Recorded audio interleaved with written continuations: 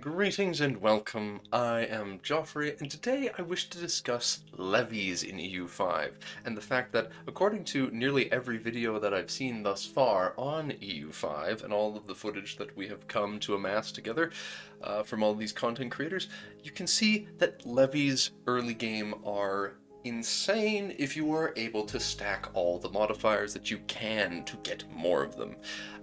This particular video, the Ireland gameplay by FeedBackGaming, was the most interesting to me in this example because he spent a lot of time discussing levies and stacking as many modifiers as he can to acquire more of them. You see, Ireland starts, all the Irish tribes, they start with a unique estate privilege which all told normally would be really nice to have. Tons of bonus towards free subjects. The traditional economy is fine for, I think, construction cost, but these are large boosts in those directions, and the livestock output, pop migration speed, and allowing peasants to migrate is all very good for a specific strategy. However, it's just hard to overstate how large a number doubling livestock output is, but levies being dropped by 50%, that's not worth it at the beginning of the game. So what he ends up doing is, of course, he removes this estate privilege, and I feel that it makes a lot of sense, of course, for him to remove it and replace it with a peasant levy size going up due to militia of commoners, and levy combat effectiveness, of course, is great. However, I suspect that what I would do at least is once because he does this, he conquers all of Ireland. He exploits an opportunity when England is fighting Scotland and France, as you realistically would do in EU4 as Ireland, to jump on and grab Pale. Though he doesn't really look at the international organization for the High Kingdom of Ireland, and this is quite annoying to me because I really wanted to know more.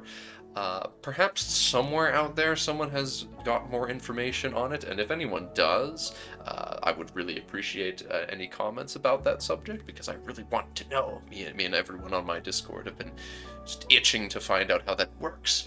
But to get back to the point, the militia of commoners giving an extra 20% levy size on top of removing the penalty that he used to have, and I think he goes to a different law. Well, yeah, okay, he goes into the Age of Renaissance, and I think begins to research. Is he going down towards the... Okay, noble cavalry, I thought. Oh. I thought I remembered him...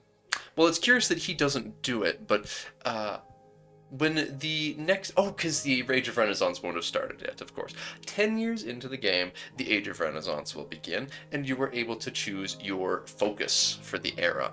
And I figure that if you're going to be playing a country that wants to make a lot of use of levies for a larger stage of the game, you'll definitely want to pick the military one, because it will give you a tech that allows another 20% boost to levy size, and having an additional 20% levy size on top of that law and not having the penalty will make your levies grow to a ludicrous number. We'll see later in this. He starts declaring no CB wars, and the first person he attacks, literally, I believe we get to see how many they have. They have just no men. For whatever reason. Oh no, that's him. But the numbers of troops that his enemies have is just completely inconsequential compared to him because of the -50. So perhaps... Do we maybe get a view of it here? I don't think we do, though.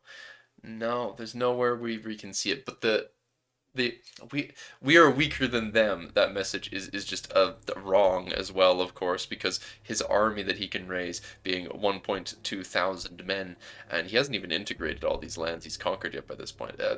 He also admittedly gets some insanely good general rolls, but he basically just stack wipes every single country that he attacks for the first stages of this game, because he just has so many more levies than them all. And what I think I should clarify is the fact that I suspect that this won't be quite so powerful in most places on the map, it would be easy to just look at this and say, oh, well, obviously levies are insane if you just stack all these modifiers to them. But the important thing to note here is that he has only stacked one positive modifier. I don't think he's got any laws. I don't think he has access to them as a tribe, perhaps, because he doesn't talk about them. Laws for increasing how many people he can recruit, because I don't think he went... No, wait, that's right. He did, in fact, go on to the recruit everyone law, because you have laws for who of your population you can recruit, as if it was Hearts of Iron, basically.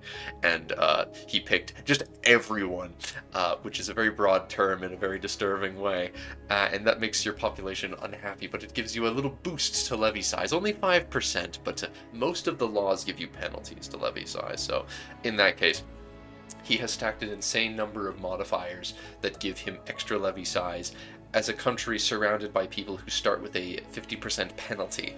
So it looks really strong, but honestly, I suspect it's not going to be that crazy. I think that you're going to need to rely a lot more on mercenaries than has been shown in this video for most factions that you'll play. But again, the other thing that I'd like to say, oh yeah, he talks about stability. He keeps no CB warring, and need to see myself more examples of how you can get CBs on people, but yeah, it looks like you're gonna have to be no CB warring quite a bit, and it seems that most types of war declarations cause stability loss. But by the end, I should try and wrap this up. He's formed Connacht, so one of the classic EU4 Irish tags, and he begins to fight England, but we don't even get to see him really fight. Yeah, there is a huge battle somewhere against England here, but I'm not I'm pretty sure that England has like 13,000 men, and that this isn't even like properly the English army, with all of its men at arms and such. You don't see any other than like the main knight dude here, which I mean even levy focused countries can recruit. You don't see any troops here that imply that they are professionally trained men. So I figure that even now, this is just him getting lucky and winning against an already weakened England. So I don't think... I think that it's a really mixed bag, is what I'm trying to say. Levies are going to be very important early game, but I don't think that, despite what this video may seem to show on the outside, that what it actually is telling us is that stacking levy modifiers is going to make you super strong. I think it is just a luck-based thing that makes it look so powerful, based on who he's surrounded by and the fact that his opponent, England, can't bring a full force to bear against him. I think otherwise it would not have worked out quite so well, but perhaps you folks have other opinions. Perhaps I'm wrong and I've completely misinterpreted this. And I don't much care whether I'm right or wrong. I'm just here to yap. And I think I'm done yapping. So, thank you all for watching, and I hope to see you next time. Bye-bye!